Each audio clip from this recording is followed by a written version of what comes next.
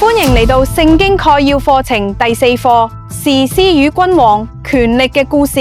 當你聽到權力呢個詞語，你會諗到啲咩呢？或者你會諗到大企業、大機構，或者一啲政治人物，或者同我一樣諗到嗰啲有關貪腐、濫權同各種唔公正現象經常出現嘅頭條新聞。今堂課會討論所有呢啲主題，我哋會睇睇以色列人進入應許之地後發生咗啲咩事，嗰啲曾經喺埃及做奴隸嘅人，而家擁有咗權力。好快裂縫就開始顯現啦。上帝嘅子民使用自己嘅權力，既去做好事，亦都去做壞事。另外喺今個星期嘅每日讀經計劃入面，你亦都會睇到一啲令人不安嘅故事，例如士師參孫，仲有君王大衛。你會睇到無論係百姓或者係領袖，都可能會將事情搞到亂晒龍。我覺得呢個有啲似一張刮花咗嘅黑膠唱片，不斷喺度循環播放。今日嘅情況亦係咁樣，無論你係一位政治家、一名電工、係家長定係學生，我哋都需要喺智慧上長進，學習運用自己嘅影響力做好嘅事情。呢個就係今堂課嘅中心主題。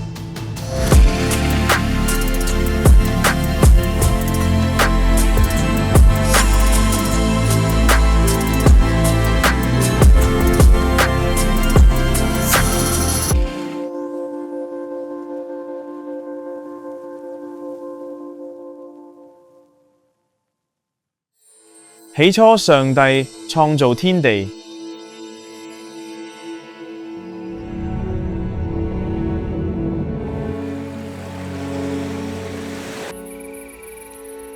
耶和華對亞伯蘭說：你要離開本地、本族、父家，往我所要指示你的地去。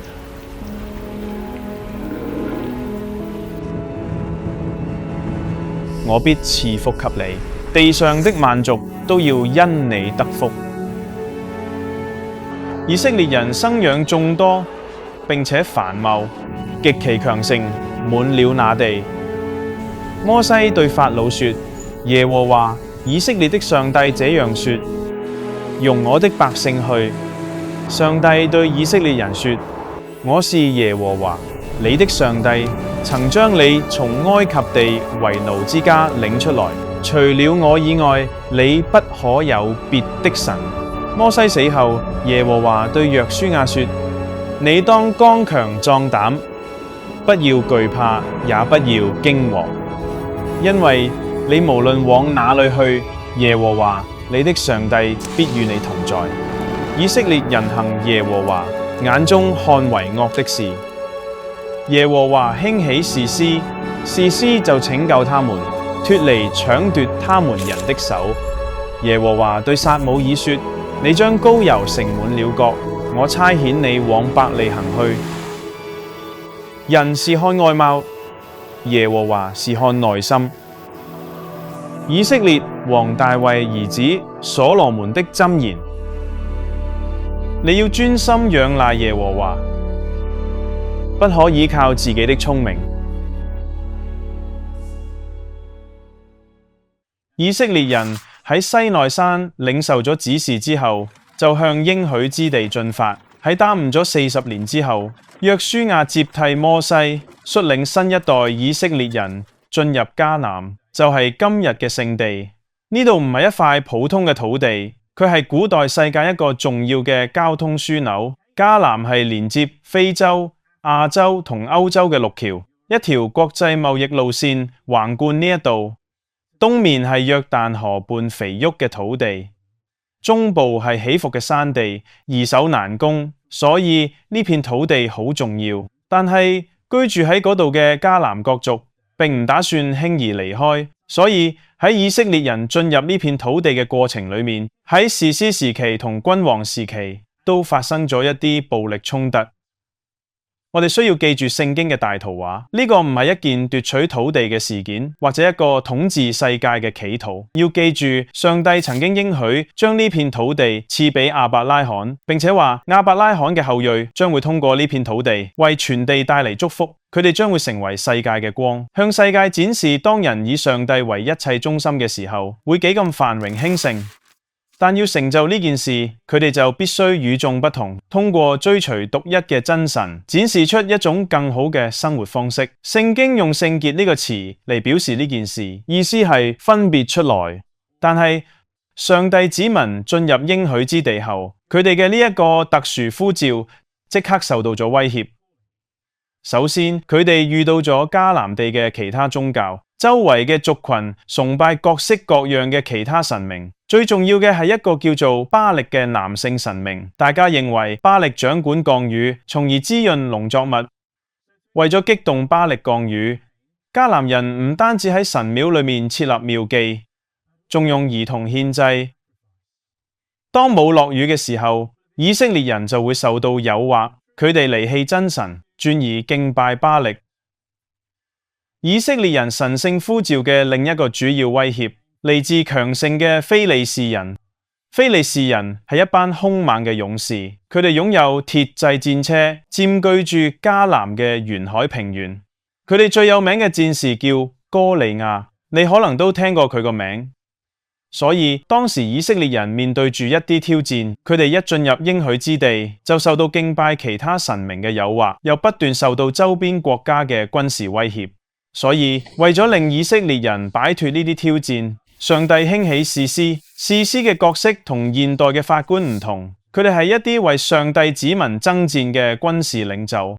士師記講述咗佢哋嘅故事，例如有一位個名叫基甸，佢一開始時匿埋喺酒榨裏面，但係後來就用火把同號角打咗一場漂亮嘅勝仗。仲有底波拉，係一位女性，佢喺公元前1100年左右成為士師。佢英勇嘅榜樣激勵咗19同20世紀嘅女權運動。仲有參孫，佢天生力大無窮，但就總係被情慾操縱。佢冇用自己驚人嘅力量去幫助其他人，反而陷入情慾、貪婪同復仇嘅循環裏面。參孫嗰種好似電視劇一樣嘅生活，亦可以話係對成個士師時期嘅總結。上帝嘅子民陷入咗負面嘅循環之中，成卷書不斷重複住相似嘅模式。首先係叛逆，以色列人行耶和華眼中看為惡嘅事；第二係審判，耶和華將佢哋交喺搶奪佢哋嘅人手上。接住落嚟，耶和華興起一位拯救者，一位士師，最後係得到咗太平，呢片土地擺脫咗戰爭。但係士師恢復和平之後，下一代人又唔記得咗上帝。各人任意而行，就係咁不斷循環。呢個係一個不斷重蹈覆轍嘅可悲故事。以色列人陷入咗一個惡性循環。上帝嘅子民本來應該成為世界嘅光，但而家就俾黑暗吞噬。或者故事線嘅呢一部分比較可以令你產生共鳴。我發現我哋好容易陷入呢啲負面循環裏邊，苦毒、比較、情慾或者貪婪。我哋跌倒咗，我哋祈求赦免，然後又重複犯錯。或者你而家覺得自己陷咗喺咁樣嘅負面循環裏面，但好消息係，我哋有耶穌呢位終極嘅士師，佢為我哋而戰，並且賜俾我哋改變嘅力量。好似新約所講，如今那些在基督耶穌裏的，就不定罪了。我哋嘅生活唔一定好似一張卡住嘅唱片，不斷重複。我哋真係可以改變。聖經裏面約書亞記、士師記同列王記呢部分包含咗好多嘅暴力，或者最令人困擾嘅係上帝親自命令以色列人喺約書亞嘅率領下入侵應許之地。咁我哋應該點樣睇聖經入邊記載嘅戰爭呢？等我哋聽聽一位對呢個問題已經深思熟慮嘅學者點樣講。我首先要話，上帝邀請我哋同佢摔跤，同佢講道理，同佢爭執，呢個冇簡單嘅答案。如果有人話呢個好簡單，我哋可以將呢個問題大事化小，小事化無。我認為咁樣係過於簡單化咗。我覺得好有意思嘅係舊約裏邊上帝子民嘅名字以色列，意思係同上帝摔跤嘅人。當然呢個係源於一個人真係同上帝摔跤嘅故事，所以上帝唔會介意我哋提出呢啲棘手嘅問題，同佢摔跤。但我哋嚟睇睇約書亞攻打嘅嗰啲城市。時，我哋喺約書亞記裏邊讀到呢啲戰爭故事，有時我哋會想象嗰啲係一啲大城市，甚至類似係規模好大嘅中世紀城市。但其實嗰啲迦南城邑大多數都好細，叫做設防城鎮會更加合適。打仗嘅時候，呢啲城鎮裏邊淨係有戰士，冇一個男人、一個爸爸或者丈夫，會眼白白咁睇住入侵嘅軍隊逼近而無動於衷。喺古代，軍隊嘅行進速度係好快嘅。一個男人睇住敵人逼近嘅時候，唔會對住屋企人話：你哋就留喺呢度啦。佢係唔會咁樣做嘅，佢會將屋企人送走，自己留低嚟保衛城鎮。所以，當我哋讀到約書亞記裏邊呢啲戰役嘅時候，嗰個係軍隊之間嘅戰鬥，並唔係針對平民、婦女同兒童嘅攻擊。我跟住落嚟想講嘅係，注意呢啲敘事入邊使用嘅語言。我主要指嘅係約書亞記嘅前半部分。如果我哋仔細觀察當中嘅語言，會發現殺戮嘅語言並冇我哋想象嘅咁明顯。呢啲用詞確實係有，但並唔係唯一使用嘅語言。另外，如果我哋可以睇睇希伯來原文，會發現咁樣嘅用語更加唔明顯。我哋睇到咗趕出咁樣嘅用語，我哋亦睇到經文話上帝打發黃蜂飛喺約書亞軍隊嘅前面，呢個係一個比喻。佢嘅意思係上帝以某種方式做咗預備，去減少實際嘅戰鬥。約書亞有呢個行動，聖經俾出嘅理由係迦南人，亦就係呢片土地上嘅原住民，佢哋好邪惡。對現代讀者嚟講，呢個理由似乎仲未夠好。我理解呢一點，我自己亦都有唔舒服嘅感覺。但等我講明一件事，或者會令你感覺好一啲。迦南人會用小朋友獻祭，呢個係佢哋試圖取悅自己神明嘅方式。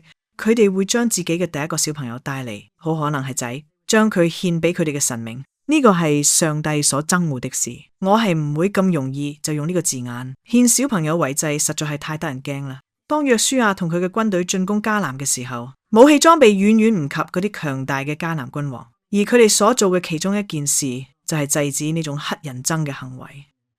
我哋需要坦白咁承認，經文裏邊存在住暴力，呢個令我哋覺得不安，我哋覺得困擾，呢個係可以理解嘅。上帝足夠強大，可以處理我哋嘅焦慮，佢足夠強大，可以處理我哋嘅問題。但係當我哋將呢啲事放喺聖經嘅大圖畫裏邊嚟睇嘅時候，我哋需要稍微重新審視呢個問題。最重要嘅係，我哋要從耶穌基督嘅視角嚟讀呢啲經文，而且緊緊捉住嗰個終極嘅應許，就係上帝將要更新萬物，佢要為一切嘅唔公正申冤。喺士師時期嘅路德記裏面，我哋睇到咗上帝點樣實現呢個更新萬物嘅原則。呢個感人嘅故事發生喺士師時期，當時上帝嘅子民正深陷喺負面循環當中，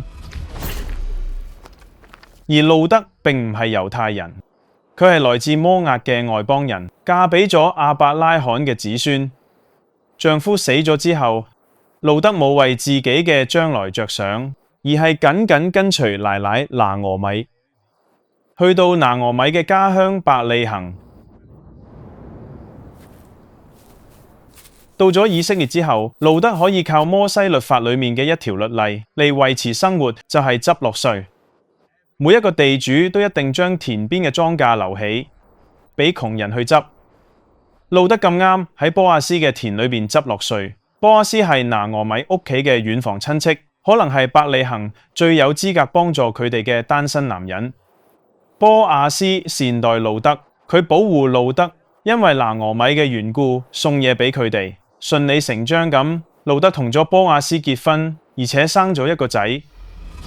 路德記用一份家譜結尾，佢哋嘅仔俄備德係大衛王嘅爺爺。如果你繼續追蹤佢嘅家譜，會發現隔咗好多代之後，佢有一個同樣係出生喺伯利恆嘅後裔。正如波阿斯按律法買贖咗路德同拿俄米，令佢哋脫離貧困，同佢哋分享自己嘅財富。同樣地，耶穌係我哋嘅救贖主，佢償還咗我哋嘅罪債，令我哋可以享受佢嘅豐盛。呢個就係恩典。所以新約嘅開篇特別提到，路德喺彌賽亞耶穌嘅家譜裏面佔一席位。呢個提醒我哋，聖經尊重嗰啲被視作外人嘅人。喺上帝嘅大家庭裏面，冇種族主義或者性別歧視。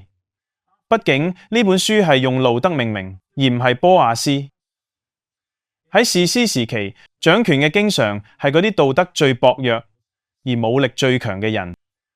書裏面嘅情節每況愈下，甚至出現大規模嘅性暴力同謀殺。呢個特殊民族嘅境況令人非常羞愧。而充滿懸念嘅問題係，究竟邊個喺度真正掌管？士師記用咁樣嘅觀察結束：那時以色列中沒有王，各人任意而行。而家進入撒母耳記，撒母耳膏立咗以色列嘅第一位君王，開創咗一個新時代。呢兩卷書以撒母耳嘅名命名，故事匯聚咗舊約裏面嘅三大領導角色：先知、祭司同君王。我哋喺第三課入面探討咗祭司嘅角色，佢哋喺帳幕裏面侍奉上帝，代表百姓獻祭。喺下一堂課，我哋將會探討先知嘅角色，佢哋係勇敢嘅使者，夠膽對當權者講真話，夠膽對國家嘅妥協提出挑戰。喺今堂課剩低嘅時間裏面，等我哋重點討論君王嘅角色，佢哋係上帝設立嘅領袖，有權柄嚟保護同引導百姓。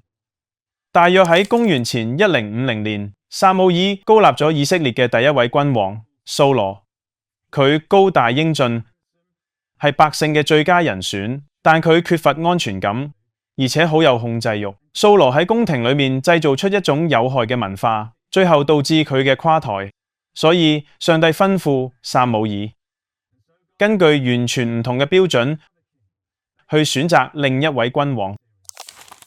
不要看他的外貌和他身材高大，因為耶和華不像人看人，人是看外貌，耶和華是看內心。上帝揀選大衛嘅時候，佢係耶西家8個兄弟之中最細嘅，佢喺伯利恆長大，嗰度就係路得同波亞斯嘅故事發生嘅地方。由細，大衛就係一個勇敢嘅牧羊人，保護羊群唔會俾熊、獅子等猛獸襲擊。大衛後來譜寫咗好多詩歌，匯集成為詩篇，其中最著名嘅一首詩，抒發咗佢喺田野裏面產生嘅對上帝深深嘅信靠。耶和華是我的牧者，我必不致缺乏。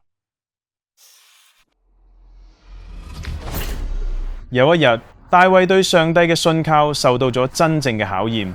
以色列人正喺度同非利士人打仗，大衛嘅任務淨係為軍中嗰班哥哥送啲食物。但係大衛嚟到戰場後，聽到一個身高成3米嘅非利士巨人哥利亞正喺度向以色列軍隊叫囂挑戰。今天我挑戰你們以色列軍隊，派一個人出來跟我單打獨鬥。所有以色列人都好驚咁退後，但大衛就充滿信心咁行咗上前。佢咩盔甲都冇，淨係有一條甩石機弦同幾塊鵝卵石，但就勇敢去迎戰呢個鐵甲坦克一樣嘅巨人。大衛對戰哥利亞，呢個係一個史上以弱勝強嘅經典故事。大衛一擊命中巨人嘅前額，打死咗佢。其餘嘅以色列軍兵隨即猛烈進攻，打敗咗非利士人。呢個時候，掃羅依然係以色列正式嘅君王，但係喺一個秘密儀式上，撒母耳已經膏抹大衛接替掃羅嘅位置。膏抹就係將馨香嘅油澆喺頭上，讓油順住頭髮流到膊頭。但呢個係皇家所用嘅油，象徵上帝嘅靈降臨喺嗰個人身上。掃羅依然擁有頭銜，但大衛已得到上帝嘅權柄，取而代之只係時間問題。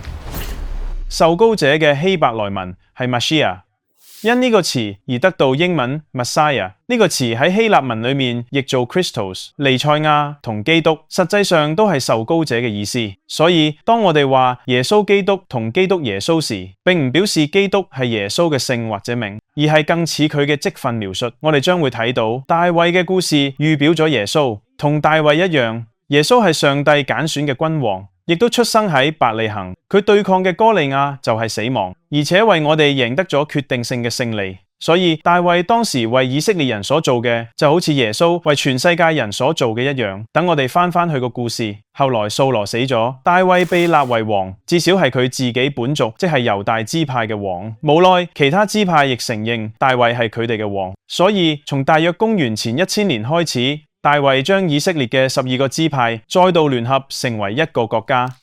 大衛繼續攻打以色列嘅敵人，保衛咗王國嘅疆土。大衛仲建立咗一座新嘅都城。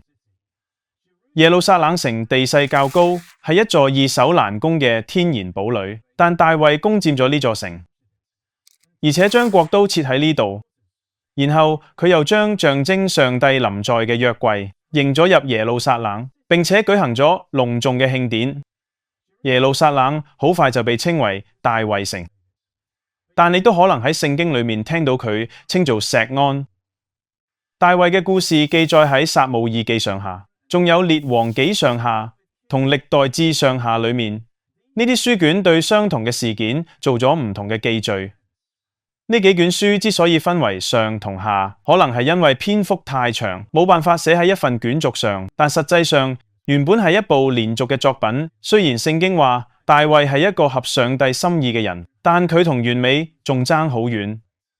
大衛喺生命嘅後半段犯咗一啲大錯，佢利用自己嘅權勢同一個有夫之婦拔示巴通姦。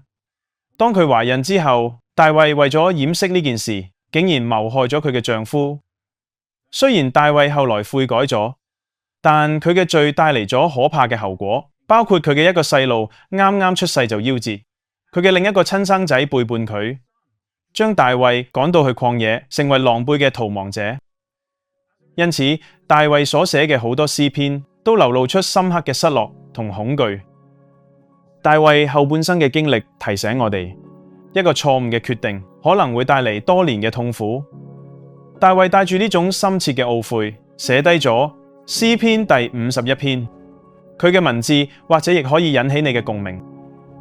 上帝啊，求你按你的慈愛憐恤我，按你豐盛的慈悲塗抹我的過犯。上帝啊，求你為我做清潔的心，使我裏面重新有正直的靈。我覺得大衛王嘅一生概括咗成本舊約，雖然有咁多嘅應許，但係最終都係落空咗。我哋需要一個不一樣嘅領袖嚟圓滿完成呢個故事。呢個係有啲複雜嘅問題，不過我對士師記嘅循環好有共鳴。我哋都可能會陷入呢種模式，就係恐懼、苦毒或者憤怒嘅消極狀態。但喺嗰啲時刻，記住上帝喺度掌管一切，佢可以幫助我哋改變。呢個係幾咁美好。係嘅，路得同拿俄米嘅旅程真係令人佩服。佢哋喺一片混亂當中，展示咗咩係真正信靠上帝。仲有大衛，佢擁有極大嘅權柄，而且為咗上帝盡心竭力。雖然佢後來犯咗大錯，但係令人安慰嘅係，上帝冇放棄佢。係啊，確實係咁。而家我哋亦想問問你，令你印象最深刻嘅係咩呢？等我哋用啲時間喺討論關鍵段落嘅時候一齊分享。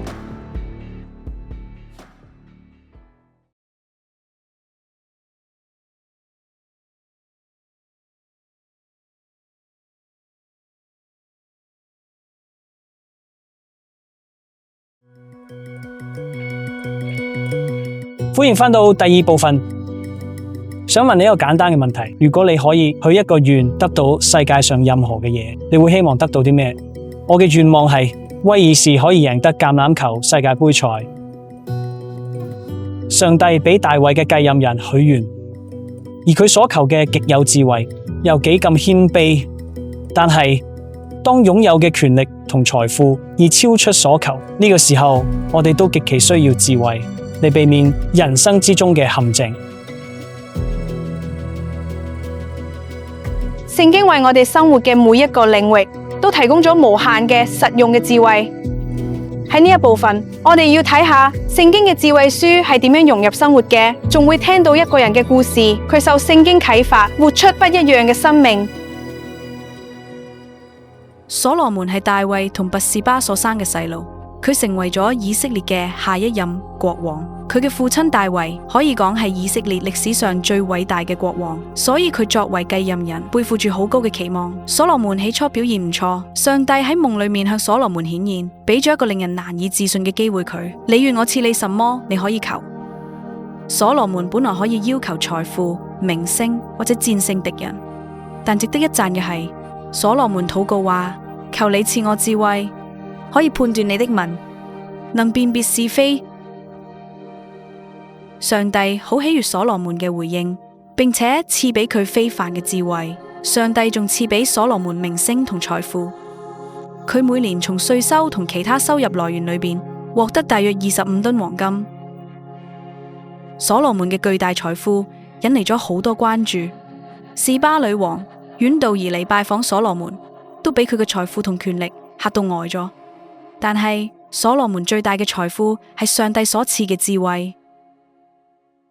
聖經裏邊嘅智慧同知識並唔相同。智慧關乎點樣喺生活嘅各個層面上都遵從上帝嘅心意，包括工作同休息、金錢同人際關係、飲酒同處理怒氣、教養子女同照顧家庭。如果你需要更多嘅智慧去做好父母或者僱主嘅角色，或者處理一段關係，聖經裏面箴言等書卷可以訓練你有智慧咁度過人生嘅波折起伏。除咗箴言，聖經裏邊仲有幾卷書亦常被稱作智慧文學，包括詩篇，佢係以色列人嘅詩歌集；約伯記，關乎苦難同痛苦經歷中嘅掙扎；雅歌，描繪男女相戀同夫妻嘅親密關係；同埋傳道書，探尋人生嘅意義。但係所羅門最大嘅貢獻係建造咗上帝嘅聖殿。喺呢件事之前，上帝嘅臨在集中喺一個特殊嘅帳篷裏面，就係帳幕。上帝俾咗大衛一個藍圖，去建造更加永久嘅屋企。但係所羅門要先獲得實際建造嘅准許。所羅門聖殿同一座地方教堂唔一樣，呢個係一片好大嘅地方，集祭司嘅居住區、教導區同法院於一身，甚至仲有一座國家銀行。當時婦女同好似我咁樣嘅非以色列人，只能夠入到呢啲外圍區域，只有男性祭司先可以進入裏面嘅聖所獻祭。最核心嘅區域係內殿，又叫至聖所。呢個係上帝嘅私人房間，佢嘅寶殿只有大祭司先可以進入呢度，而且一年只有一次。所羅門聖殿係一座宏偉壯觀嘅建築。呢個係聖殿內部可能嘅樣，但係最重要嘅並唔在於建築，而係在於上帝嘅臨在。呢度係天同地交匯嘅地方，上帝專用嘅地址，君王嘅居所。聖殿嘅裝飾同帳幕一樣，有一啲展現伊甸園、生命樹同基路伯嘅象徵。所以喺成個舊約時期，呢處神聖嘅地方成為以色列同所有受造物嘅盼望。所羅門聖殿提醒人去思想世界本來應該要有嘅樣，而且應許將來有一日每個人都可以再次嚟到上帝面前。當我哋讀到使徒行傳嘅時候，會有更深入嘅討論。從表面上睇，所羅門似乎係一位非常犀利嘅君王，佢擁有一切財富、國際聲譽、壯觀嘅建築工程。但喺更深層次上，所羅門嘅心就背離咗上帝。佢濫用權力，為自己建造奢華嘅宮殿。佢向人民徵收重稅，強迫佢哋承擔沉重嘅勞役。佢又娶咗幾百個周邊國家嘅女仔嚟鞏固政治聯盟。但係佢哋亦帶嚟咗異教崇拜。所羅門曾經寫得一句著名嘅箴言：你要專心仰賴耶和華，不可依靠自己的聰明。但佢自己就難以將呢句話實踐出嚟。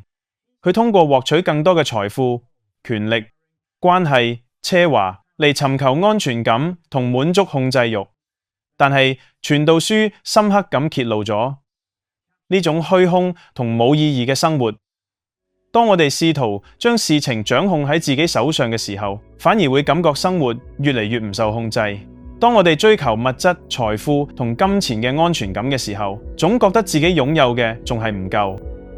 士師同君王嘅教訓，路德同參孫嘅故事，大衛同所羅門嘅故事，呢啲都提醒我哋要信靠上帝，接受自己嘅局限，學習喺生活嘅各方面實踐上帝嘅智慧。第一間娛樂家玩具店係喺1981年5月開業嘅。而家我哋喺英國擁有大約165間分店。我喺1991年成為基督徒，嗰陣係我哋開第一間店嘅10年之後啦。我以前冇尋求過上帝，我甚至都唔相信佢嘅存在，但係佢真實咁介入咗我嘅生命，從家庭到事業，一切都改變咗，就好似重新啟動一樣。特別喺事業上，呢個促使我哋重新檢視經營嘅方式。我努力將聖經嘅教導應用喺業務經營上面。喺1995年6月，當星期日交易法修訂之後，我諗呢個同守安息日係有衝突嘅。我嘅好多員工都係媽媽、爸爸、叔叔、阿姨同爺爺嫲嫲，但係星期日對於家庭團聚嚟講好重要。咁今日嘅基督徒可唔可以喺星期日做嘢呢？答案係肯定嘅。當然，除非上帝要考驗你。我記得我哋第一年決定喺鋪頭嘅櫥窗裏邊佈置耶穌降生場景嘅時候，我哋內部嘅一位高層員工話：如果我哋將耶穌誕生場景展示喺櫥窗裏邊，咁其他玩具擺邊度呢？顧客點樣選購呢？有人質疑我哋喺某啲情況下做出嘅決定，佢哋所做嘅每一個比較都關乎經濟上嘅損失，但係需要考慮嘅唔係經濟損失，而係呢個係正確嘅事。要做正確嘅事。上帝話：尊重我的，我必重看他。由我調萬聖節禮物存貨嘅第一日開始，我哋嘅銷售額就飆升咗。你一定要聽從聖靈嘅吩咐，你有上帝嘅話語，你有上帝嘅靈，仲有自己內心嘅感受。喺嗰個特定情況下，一定要尊崇上帝。咁多年嚟，不斷有人挑戰我，基督徒係咪可以成功？